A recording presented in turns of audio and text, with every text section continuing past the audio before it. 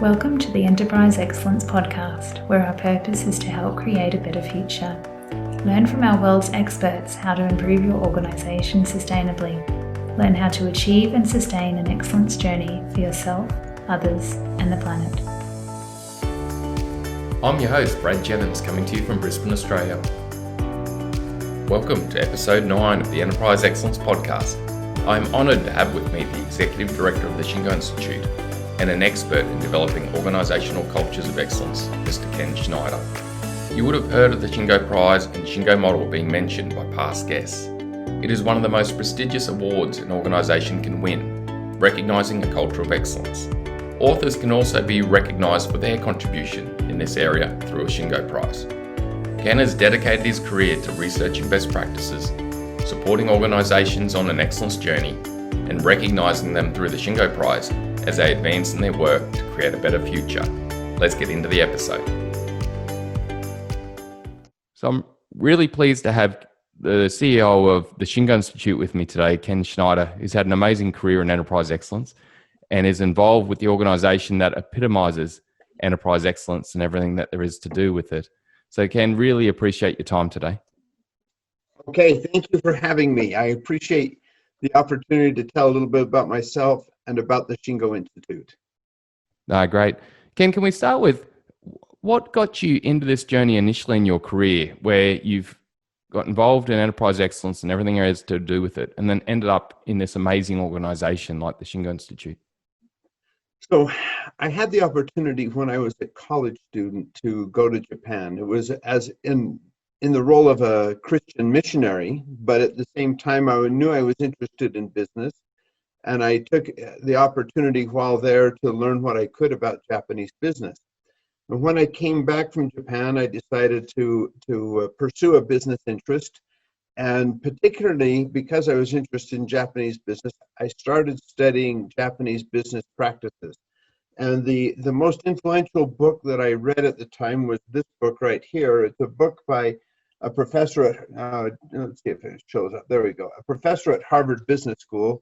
His name was Mike Yoshino. Professor Yoshino has since passed away, but he his book was a huge influence on me. I ended up attending Harvard Business School, and he was my advisor. And we were required at the time, I don't know if Harvard still requires this, but they require a thesis. And so I wrote my thesis about applying Japanese business techniques to Western companies. And I also, in addition to Professor Yoshino's work, I also used this book, let's see if we can get this to show up or not. It doesn't. It's called Theory Z by a professor at the time who was at UCLA named Bill Ouchi.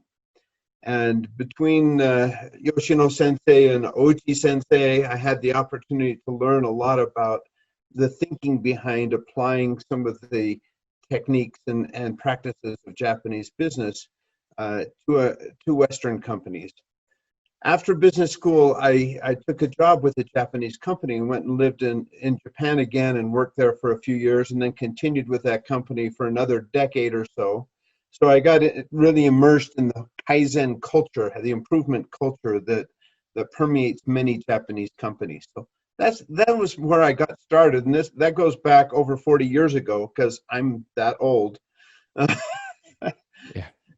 So I've been on my personal improvement journey when it comes to this and applying it in business for over 40 years. This predates the machine that changed the world. It predates NUMI, if you know what NUMI is. It predates the word lean and applying lean to organizations because that word didn't exist then. So I don't use the word lean very often. I tend to use either the Japanese word kaizen, which is the word I learned when I was first studying it, or improvement if people are uncomfortable with the Japanese word. So again, it's so true what you just said then. It's about building that culture of continuous improvement, isn't it? Not so much whether it's lean, Six Sigma, agile, whatever you call it. Yes. So let me tell you a little bit about my experience doing that. Is that okay?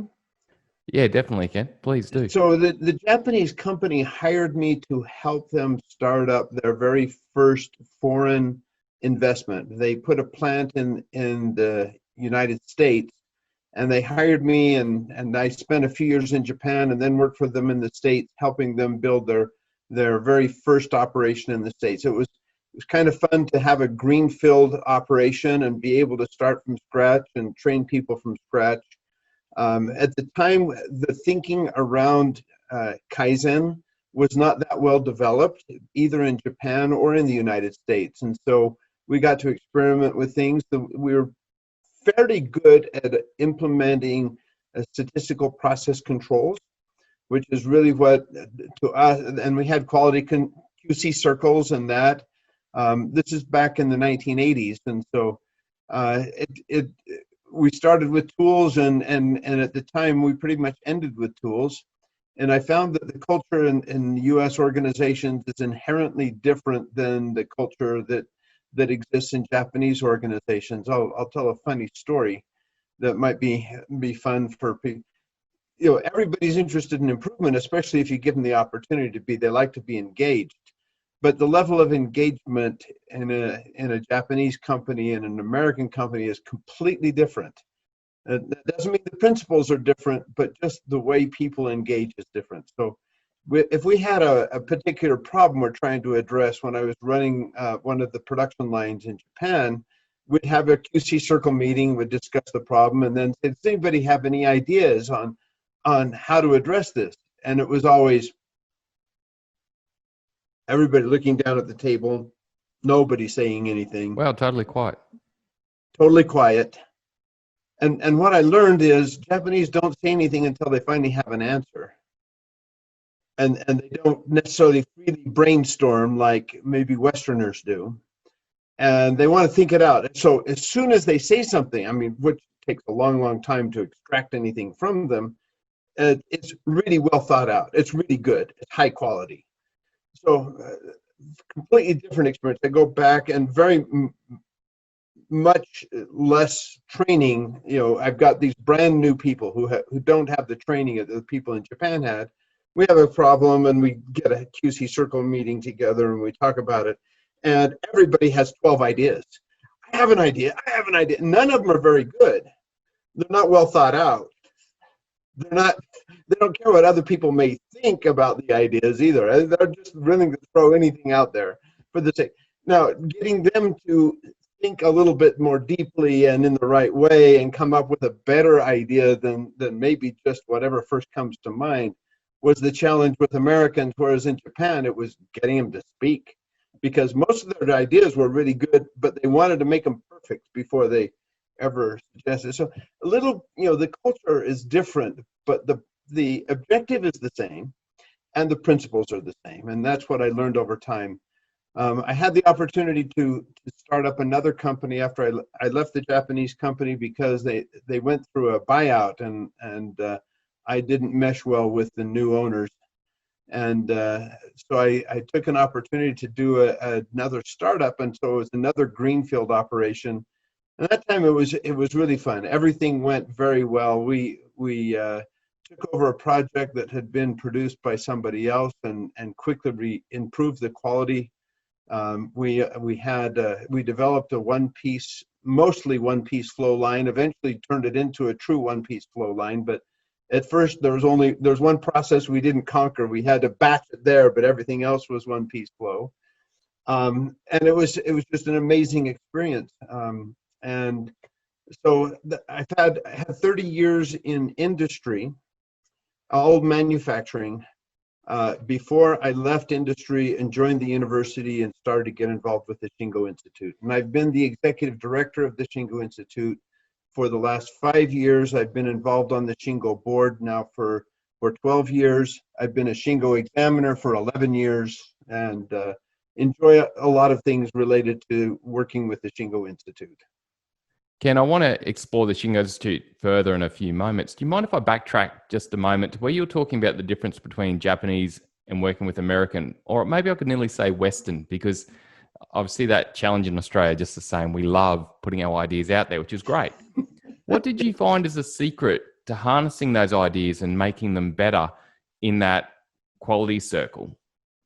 But the key was training and getting them some experience. The more they understood the data, for example, and the more they analyze the problem. We taught them some techniques like what we call it fishbone diagrams, because that's what they call them in Japan, but a lot of people call them Ishikawa diagrams in the Western world. So apparently if I say in Japanese fishbone, they understand it, but if I say Ishikawa in Western culture, they understand that better than fishbone. But anyway, Wow, that's crazy. teach them some tools and get them to learn how to use those tools. And then they start looking at the data and having data informed, problem identification. Let the data identify the problem and where the problem is, and not just what you think or what your best guess is or something like that. So we found that training was really the critical aspect of getting people to have better quality ideas and more on-point ideas, and that really helped a lot. So training comes down to training. Wow. So the training and the systems that you brought into play in the Western culture really helped them think more deeply and come to better solutions. Definitely. Wow. Ken, I see clearly that journey that you've been on and really immersed yourself in the Japanese business, and then a lot of work in American business also. What drove you to join the Shingo Institute and become part of the university in Utah? It was more a decision I got a little tired of the corporate rat race. I wanted to give back more, and I'd had the experience of running companies and that, and I thought I'd like to go work at a university, and I had an opportunity at Utah State where the Shingo Institute was located, and I thought that would be great to get involved with the Shingo Institute if I'm going to go join the faculty at Utah State. So it was coincidental to a career change. It wasn't so much I wanted to go get involved with Shingo as much as it was I wanted to get involved with the university, and the Shingo Institute was part of the university. Well, it was just a perfect match in some regards. Yes, it was, and I've enjoyed both. I was the first assignment I had.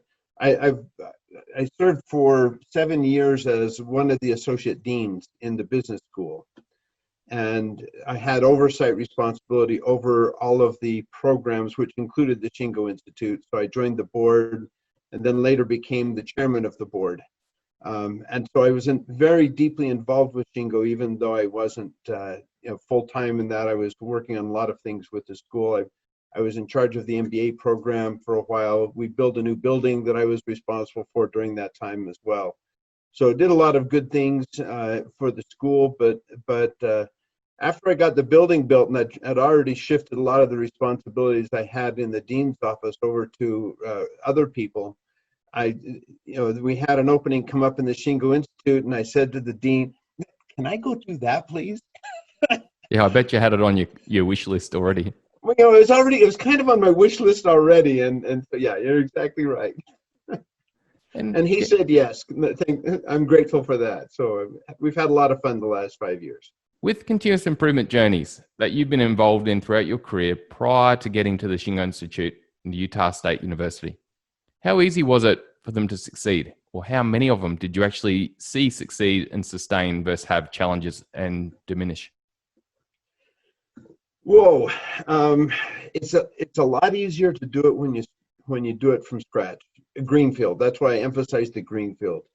In the second time after we had the successful greenfield startup where we created the one-piece flow and managed to do things, it still runs well. I went back and visited there last year, and it's still running pretty well. They still have a lot of the same controls in place, and that it was really fun and it worked well.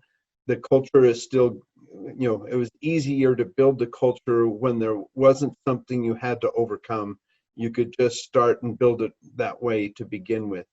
The worry I've seen as I got involved with as a corporate, then I got promoted from running that operation to being a corporate officer, okay? And we did some acquisitions and trying to change the culture in some of the acquisition organizations was really hard. And so I find I found being able to build something from scratch to be easier than trying to change something that's already got an established culture. And I appreciate what a lot of the people that we encounter in the Shingo Institute must be going through, because they realize we've got to change something, but what they really have to change first and foremost is that culture. And that's the hardest thing to change. And it takes time, and it takes good management. It takes a change in management, how the management interfaces with and then engages the people.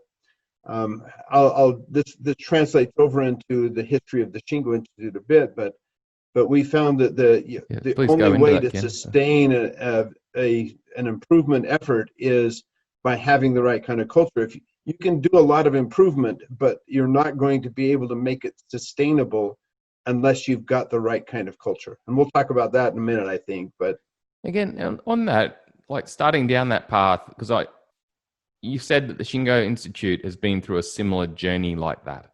That something with the Shingo Institute is actually what led it from a path of seeing things fail and be tough, and then head into a path where they found a way to actually help make things stick and sustain. Well, let me do it within the context of the prize. So we started the Shingo Prize in 1988. And at first it was mainly North American manufacturing. That was probably true for the first roughly 10 to 15 years. And we had a lot of success in identifying, our model, our assessment model was based upon systems, tools, and results.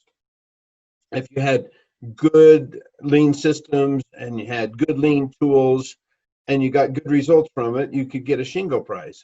And the problem is most of the organizations that received a Shingo Prize were not able to sustain their improvement efforts.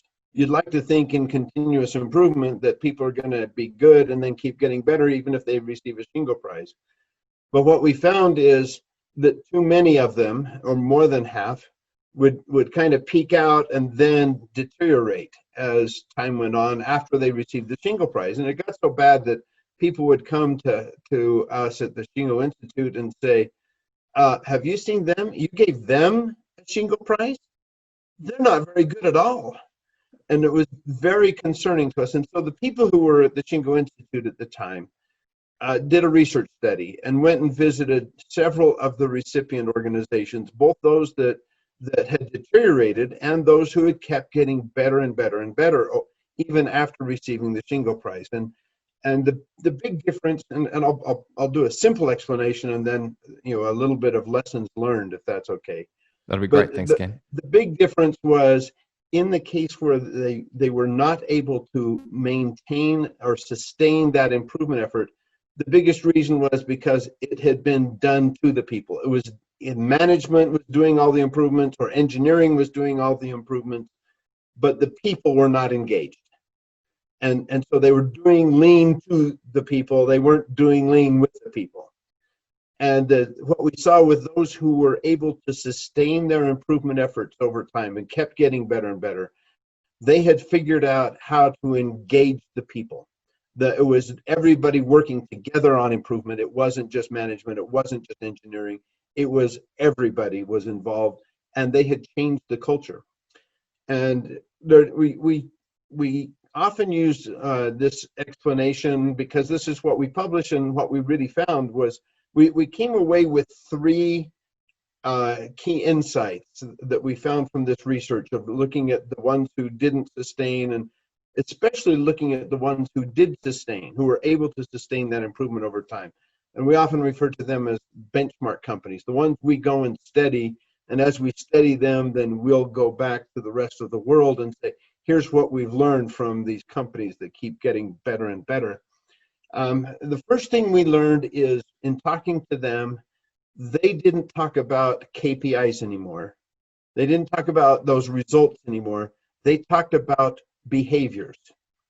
So let me give an example of a type of a conversation that we'd had with these, and we saw it across these multiple organizations. They say, we don't look at the results anymore. We don't look, and I'll use safety as an example.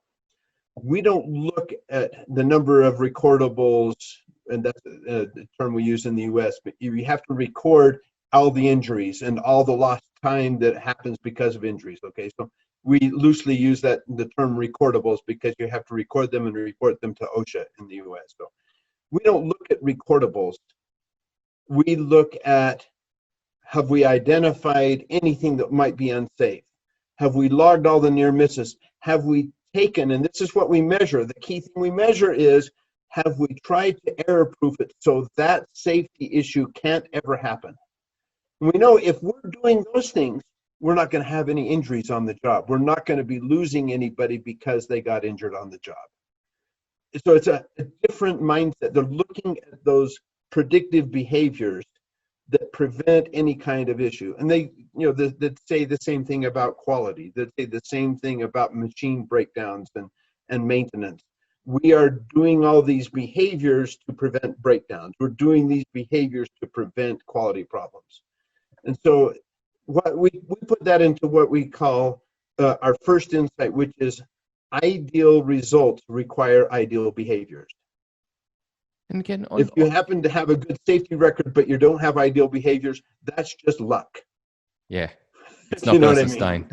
Again, what is it that you believe stops more organizations focusing on behaviors, instead focusing so heavily on results?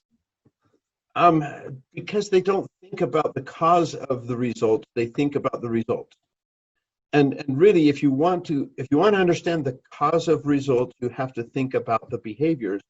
But I think our time frame is just too short. We're narrowing the time frame and just looking at results. And often, somebody will see results and you'll have something red, and sometimes people fear red because we're supposed to be green all the time. But what happened, they don't look at the cause. They just look at the results and then say, oh, that's a problem, we got to fix it.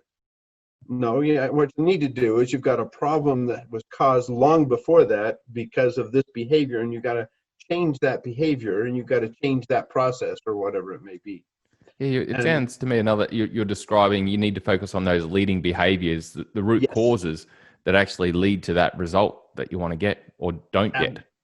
Absolutely. You've got to look at almost all leading indicators, and I've seen a few exceptions that are effective leading indicators, like a pre-result results in this final result. You can have some leading indicators like that, but most leading indicators are behaviors. They're actions. It's the things people do.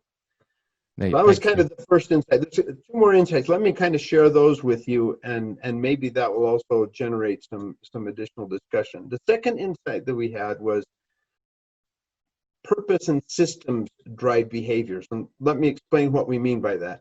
When we say purpose, that means there's some greater cause that people get motivated by.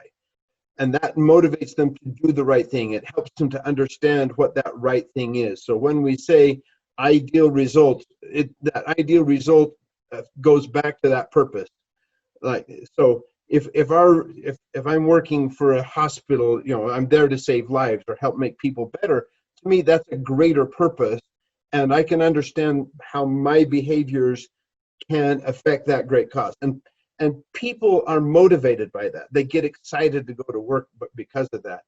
But here's the catch, and this is why we don't just say purpose drives ideal behaviors, because we as leaders often make it really hard for people to do that right thing. And the way we make it easy for people to do the right thing is by putting systems in place that make it easy for them to do that right thing, and make it hard for them to do the wrong thing. Right? So purpose and systems drive behaviors, and if you want those ideal behaviors that will drive those ideal results, we need to have a clear purpose, and we need to make it easy for people to do the right thing. So purpose and systems drive behaviors.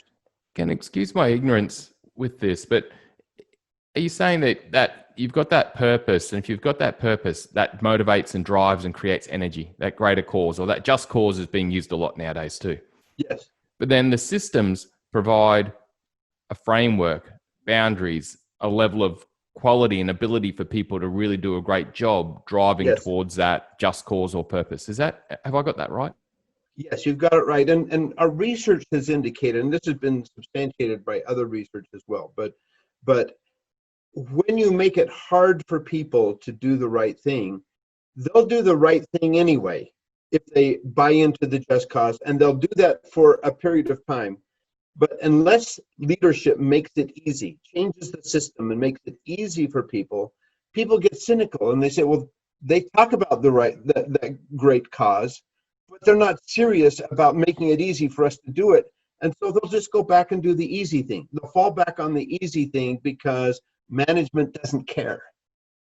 And that ruins the improvement effort because management didn't care enough to make it easy for them to improve. Does that make sense? It does, Ken. That's brilliant. Thank you.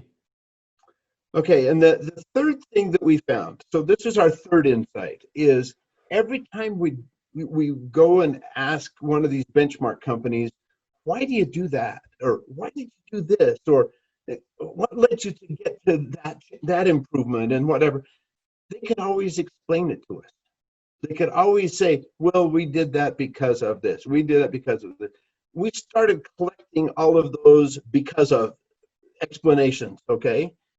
And we put it in the form of principles. And to us, principles are things that are timeless, meaning they were true thousands of years ago. Those continue to be true thousands of years from now. They're universal. They're true in Australia. They're true in China. They're true in the US. They're true in Japan. And they're true everywhere. So they're timeless, they're universal, and there are consequences of either following the principle or not following the principle, meaning you get a good result if you do it, and you get a bad result if you don't. So we started collecting all of these whys, okay, these explanations, and formulating them into principles. And that's we say principles, guiding principles inform ideal behavior. And so we developed 10 Shingo guiding principles that we've put into our Shingo model. And that's, we think, a really important missing piece in our previous way we were doing assessments. Because to us, the culture is the accumulation of all of the behaviors of the people in an organization. Don't point to some value statement on the wall and say, well, that's what we believe in. No, let us observe what you do. Don't tell us you're honest if you're deceiving your suppliers and telling them one thing and doing another, or you're promising high quality to your customers but not delivering high quality to your customers. We will believe your actions. We will not believe what you say what you've put on the wall. Culture is all about the behaviors. And those principles guide those ideal behaviors. They explain why. Well, Ken, do you mind, again, I've got a question on that. So principles are about what do you see the behaviors of people in the organization? What principles are they living by? Not necessarily what's written on the wall in a value statement. Correct. Or anything like that. Yes, that is correct. Absolutely correct. So that's one reason why we do a Shingo Prize assessment. We go and observe the activities of the people, the actions, the behaviors of the people. We want to see what they do. We don't want to see that they have a slogan that says safety first. That's powerful, Ken. Let me just give an example. I was in a not a car, but a vehicle manufacturing plant not too long ago. And they had a safety first sign on, but I noticed several unsafe behaviors. And to me, it's like, no, the behaviors you have to have the behaviors match to make it really part of the culture. They have to really act like safety is first. So. And Ken, do you mind me asking, where do you believe, or where do principles come from within an organization? What creates the principles that an organization's living by? And ultimately, then I guess the behaviors you see when you're assessing. I think the principles are already there. It's a question of whether the organization is paying attention to them or letting those principles guide what they do. So, and I'll give an example of, let's just say a company's value is we make money to make money. It's all about making money. Well, to me, that is not a purpose. That's just, ownership and leadership just wants to benefit from the efforts of everybody else. It's not trying to solve some just cause or great cause. It's not trying to make a difference in the world or whatever. We don't see that as something that motivates people. A purpose has to be something that people can rally around. It has to be something that people, get excited about wanting to be part of. They make them excited to go to work not because they're just getting a paycheck, but because they're making a difference. So you can't just have a purpose. You have to have a meaningful purpose. You have to have a purpose that people unite around and unify around. You've got to have a purpose that people can understand and relate to. You can't just have it be something that's meaningless and petty, and not lasting. And so when we teach this, we not just teach you've got to have a purpose, but you've got to have a purpose with meaning. You've got to and so on. That's true of all of the principles. And we find a lot of organizations maybe doing really well in some aspect, but not so well in other aspects. And that's often what happens when we go do a site visit. We'll say, wow, they are really good at this. They're world class, truly world class at this, in some cases even best in the world that we've ever seen at this. But boy, they've got a long ways to go on this. And that's not unusual. It's not unusual to see that they've identified something where they can really rally around and do a good job at, but they're missing something. And the problem is when that happens, there's a consequence. The consequence of doing something well is that you get the reward from it. But if you're not doing so well here, you don't get the reward from that. You still have a problem and an opportunity to improve in that area. And that's one of the things why assessments are so valuable, because sometimes we don't even see we're not doing well in something. I'll tell you a story. I love the chances I get to be a Shingo site examiner, okay? So I'm on a site visit, visiting a company. They make a product that, it's a pharmaceutical company that makes a product for juvenile onset diabetes, okay? And so they're really making something that helps children live, thrive, grow, develop. Without their medicine, and the way they package it, children would be struggling, dying, and so on. Most of the people, we asked them for their own self-evaluation before we go, and they said, our understanding and our purpose, we think is okay. We're not doing great, but we're not doing bad. On the flip side, they had a clinic inside their facility with 2 doctors. They had one of the doctors is dedicated to identifying repetitive stress injuries using a special software program we'd never seen before anywhere in the world.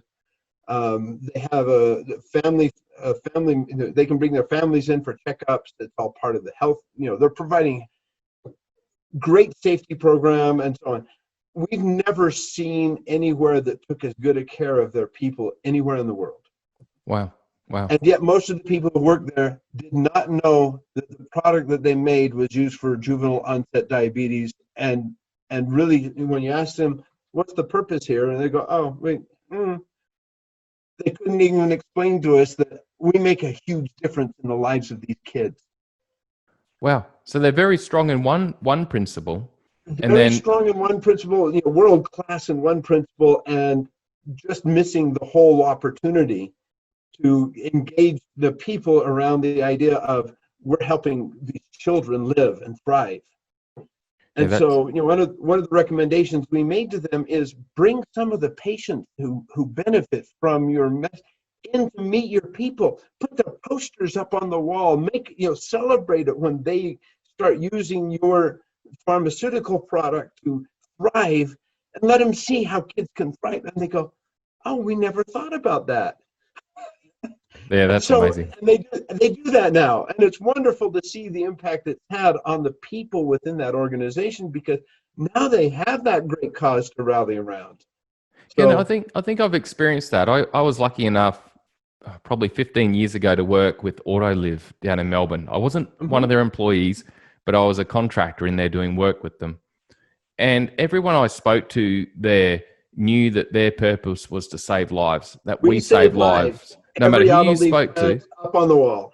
Yeah, and the energy it drove in them to be precise, Yes. to think of ways to improve. And it also too was driving them to look at ways to do things faster and cheaper and quicker, because they felt that even that element helped save more lives because it made it more affordable for their devices to go into more cars. It was impressive. So let me tell you, an auto leaf is world class when it comes to that constancy of purpose um, principle. I've had a chance. I visited probably 6 or 7 different auto leaf plants around the world. We are lucky to have 3 auto leaf plants within a short drive from where I live, and so I get to take students there. We do workshops there. We do study tours and so on. So I've probably visited auto leaf facilities probably 25, 30 times over the last decade. Okay.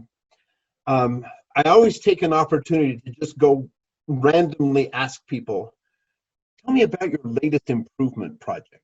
And they always have one because they're always thinking about what they can improve. And usually it's with a team member who's working on the production line, and they'll show me something. Well, I did this and I did, and they just always get excited.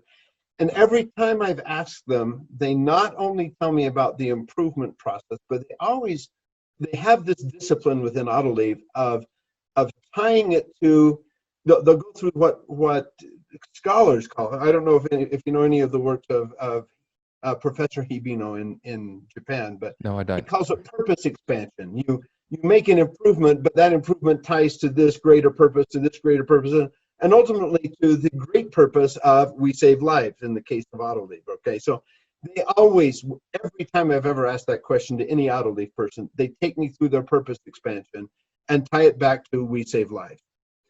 So the most shocking experience I had, though, was talking to one of their accountants one time. And I said, tell me about your latest improvement project. And she walked me through this. She says, well, we have some of our suppliers we can rely on, and some we can't always rely on, so we have as much, so we have safety stock. And that ties up inventory and ties up money in that inventory. Well, as I decided to do a review of all of our suppliers, and I found that we could, some of them had improved their performance to where we didn't have to hold as much safety stock. And so I changed our safety stock limits and freed up, and I don't remember the amount of money, something like $50,000 or something like that in budget money, because we didn't need to have the safety stock. And I redirected that money in the budget to this research project that would do this to our airbags that would then save lives. That's impressive. And I'm going, even the accountants tie it back to how they're going to save lives. That is over and above. That is something else. That's amazing. Isn't that awesome? Yeah, I could imagine it, but from what I experienced even 15 years ago. Yeah. Ken, I'm really enjoying this conversation. Like, what we've covered is amazing stuff, and thank you for the insights you've even given me. Do you mind explaining a bit about the Shingo Institute? Just an overview on it. What is it? What does it do? How can people get involved with the Shingo Institute? So initially, let me just go through the evolution or the history. So we did that Shingo. We just did the Shingo Prize for the first almost 20 years of the organization. And then we went to that research project. So that was really the first time we had done research.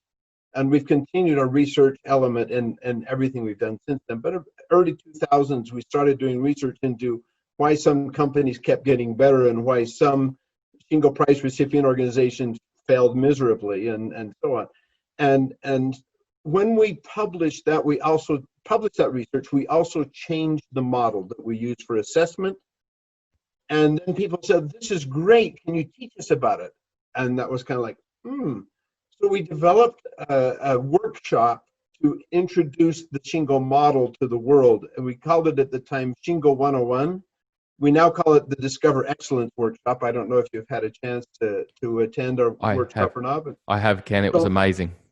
Yeah, so that happened in about 2008. At the time I joined the university and started getting involved with Shingo, the institute had just developed the workshop, or was in the process of developing the workshop, had just published the model and was changing the assessment model. So from that that was the first time we started teaching, but it fits with the mission of the university. So we really narrowed down what we do to three key things. One is we administer the prize. We do assessments, which involves the prize, and we do things to celebrate. We have events to celebrate that. And that's really what our conferences are about, is about the assessment of organizations and providing a forum to recognize them and providing a forum for others to learn from them through them explaining what they did to be able to get that good, to be able to be recognized with a prize. So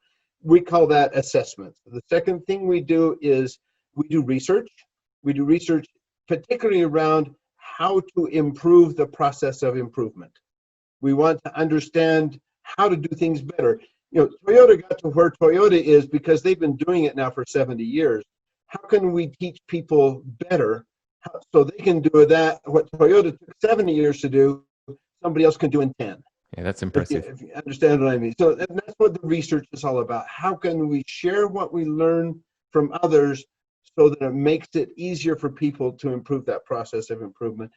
And we do education. We used to teach the workshops ourselves, but we've got the demand grew beyond our capacity to do it. So we started using teaching partners, which we now call affiliates.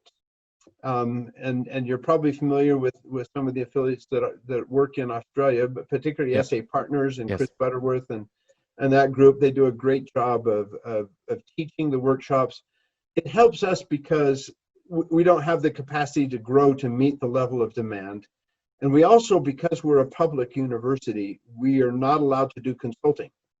And many of the people consulting, whether you call it consulting or coaching or helping people, but just teaching them and then kind of leaving them to fend for themselves was not working very well either. And so what we needed was partners who could not only teach what we had prepared in terms of the curriculum, but then also follow up with coaching and follow through and some of that consulting work that we weren't able to provide. And so we focus on the education, we focus on the assessments, we focus on the research. And we leave our partners to focus on the actual interface with most of the organizations out there. Yeah, that's impressive. Because I guess, Ken, with it, like you said, training's the start of it, but to change habit and truly shift behavior, it takes a lot of effort, and it often takes support, doesn't it? Yes, it does. And it takes outside eyes. We find, and I can understand that, having been in industry for 30 years, and now I look back on and we can talk about some of the lessons learned, if you will. I look back and go, dang, I wish I'd have known that then. And maybe if I'd have had somebody come in and just look at it for me, they would have said, Ken, you're doing all right there, but you got a problem over here that maybe you want to look at how you might improve that. Ken, if I had $1 for every time I thought, if only I knew back then what I know now. It gets worse as you get older, trust me. I bet. Ken, on that's a good segue. What advice would you give to a young leader or a young new person getting involved in business improvement or any cross-functional improvement team, whether it be safety, quality, environment? What advice would you give them? Oh, this gets into the what do I wish I knew then that I know now question. Yep. Right to the heart of it, isn't it? Let me just pick number one on my mind right now is systems. Yep. And how systems can drive ideal behaviors. Okay, getting back to that. I look back and I say, I had a system to do that, but and it didn't really work very well. And I think back, why didn't it work very well? Now I understand a lot better after we've done some research into that specific topic at the Institute. I go, it was missing that piece. And I'll tell you, the most common piece we found that causes systems not to work right is that it's missing some sort of a feedback loop. The check. Or some people call it an audit function, but I'll call it a feedback loop. So you have a system that's supposed to do this. You have a purpose behind that system. That's why you created that kind of work for people to do. It's for the system to do this. But it's not working. Why is it not working? Well, chances are it's missing some critical piece that makes it work. And one of those is feedback. And I read, this dawned on me one time when I was listening to a guy by the name of Brent Allen, who is chief operating officer of a manufacturing firm that's here in Utah. And we had him speak at a conference. We knew they'd been doing some good work with systems. And he said the same thing. He said, when we started diving into systems and trying to say, well, a system needs to have these things in order to work, we found that most of the systems we have within our company are missing one of those critical elements. And then he gave the example of not having a feedback loop. And I sat there going, well, crap, that's what I was forgetting. I missed that. That's why that thing didn't work. I didn't have that feedback loop. So we didn't know whether the system was working right or not. And that didn't trigger us to make some action on, oh, we've got to go fix that. So, yeah, there's critical elements in a system that if you don't, and I think we've done a good job identifying those through our research that we've done as to which systems work and which don't. And so to me, that's one of the big things that I look back and I go, oh, I could have done a lot better job if I would have gone through and made sure we had all of our systems working right and had all of the elements to make them successful and drive those right kinds of behaviors. Yeah, Ken, I've been having that awkward feeling of reflection while you've been talking about that. You can even think of some examples in your life? Many. Many, huh? Okay. I think we'll just move on for the moment. Hurts too much? Oh, yes. And the pain and wasted energy that you cause when you don't do that. That's the bit that smarts. And you think about all the effort you put into it and it didn't work and you go, why didn't it work? And then when you figure out it didn't work and you kind of look back and you go, I should have realized that 20 years ago, not today. Yeah, I know what you mean. But so this is one thing where we think we can improve the process of improvement is by teaching people, if you really want to make the system work and drive those ideal behaviors, you've got to have all of these elements in it. You've got to have these tools in it. And then the system will work the way you want. And so, yeah. Yeah, that's impressive. So, Ken, staying on the topic of feedback loops and reflection, yes.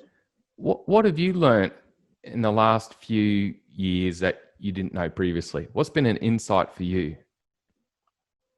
Oh, when I've changed from being somebody who's doing it to somebody who is studying, and I get to visit 60, 80 good companies every year, okay? Now I'm doing it much more virtually, but I've had a chance to visit 60 to 80 different companies every year for the last 5 years.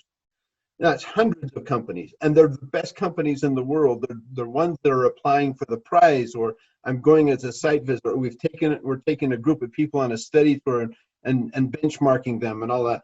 These are some of the best companies in the world. So what's been really fun is seeing how good so many people are in different places around the world, and what the potential is for everybody else to get that good.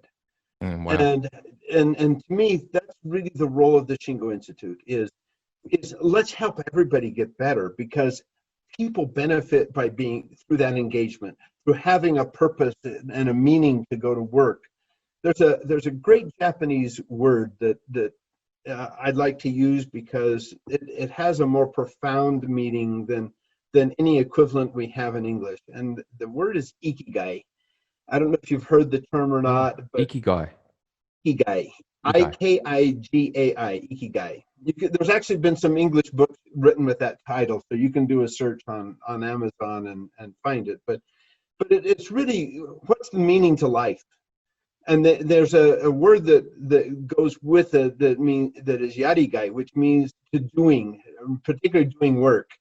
And most Japanese find their ikigai in their work, not necessarily in other parts of their life, which is, I think, unfortunate. I hope I find a balance between the ikigai I have at work and the ikigai I have with my family and outside of work meaning as well. But it's a place where where you find your passion and the things that excite you all converge together, and you find fulfillment in life. I like to think of it as a personal flow. You're flowing your life towards that greater ikigai, if you will. And that's where the principle of flow becomes more personal, as opposed to applying it to a production line or something like that. But to what's the purpose of my life? And I like to think about those kinds of things. I see the Shingo Institute fitting very well in my ikigai, because I've been doing this for over 40 years. I was interested in it when I was a teenager. I studied it when I was and wrote about it when I was a master's student. It's something that just has always excited me, and I still get excited by it and love to learn more about it. And now I'm in a position to go see the best of the best and see what they're doing, and then try to put that into something where we can teach the rest of the world how to do it the way what we're seeing the best in the world are doing. Yeah, that's impressive. And so you don't have to fight and learn trial and error and take 70 years to get there. You can do it a lot faster, and we can point you in the right direction and give you the right kind of motivation. Ken, that's impressive. And the Ikigai of the podcast, and that's really core to myself, is creating a better future. It's creating a better future economically, environmentally, socially. And that's what I hope this podcast plays a big part for our listeners. And I can definitely say this podcast has done that. It's helped me. So Ken, thank you. Again, if people want to learn more about the Shingo Institute, how can they track you down, and how can they track down the Shingo Institute? So the best thing to do about learning about the model is you can download. We have a Shingo model handbook that's both electronic, or you can get a printed version. But you can download that from our website. And so I'd encourage you to learn more by just downloading the Shingo model handbook. If you want to get more serious about it, that's where you start needing to sit through the workshops and learn in detail the things that we've learned from the best of the best. And we start people with the Discover Excellence workshop. We've now started this new systems design workshop, which we say you ought to take right after the Discover Excellence workshop, because it will help put a structure to your improvement efforts that you probably have never thought of before, and can really make a difference in how quickly you can improve. And then we start getting, our Discover, in curriculum design, we have what typically have breadth workshops, or breadth courses, if you will, introduction to economics or principles of marketing or whatever it may be, where you learn all about marketing, but you don't learn very much, or you learn all about economics, but you don't learn very much. That's what the Discover Excellence is. It gives you the overview of the model, but it doesn't get you diving deep into it. What we have next are workshops that are designed to dive deep into it, and we call those, they're built around the dimensions of the principles. So one is cultural enablers. How do you build the right kind of culture? One is continuous improvement. How do you go about doing continuous improvement? And the other is about enterprise alignment. That is the purpose, and how do you make the whole organization unify around that purpose in a systemic way? And so I'd encourage everybody. We think those workshops provide great value in that process of improvement. And so that's why we have those and offer those. Yeah, Ken, I can vouch for that. I've been on the Discover Excellence workshop, and it was an eye opener for me. It was run by Chris Butterworth, and it was impressive. That was probably now 5 years ago, and it was the best course I've ever been on. Ken, on behalf of all the listeners who will listen to this and gain value and insight, thank you. And thank you to all the great work the Shingo Institute's doing to help create a better world and really live that future. And I really appreciate your time today. Thank you for having me. And yes, if anybody's that needs to contact us, you can do it through our website, or do it through, contact one of our licensed affiliates, which you can find on our website. So yeah, Chris is a great partner, and Chris retired recently. I don't know if he told you that, but some of his the people he trained are still are great partners at SA Partners there in Australia, and so you can look them up and work with them as well. We enjoy the partnership that we have with them and the other partners we have around the world. So, well, thank you so much, Ken. I really appreciate your time. Thanks for having me. Cheers.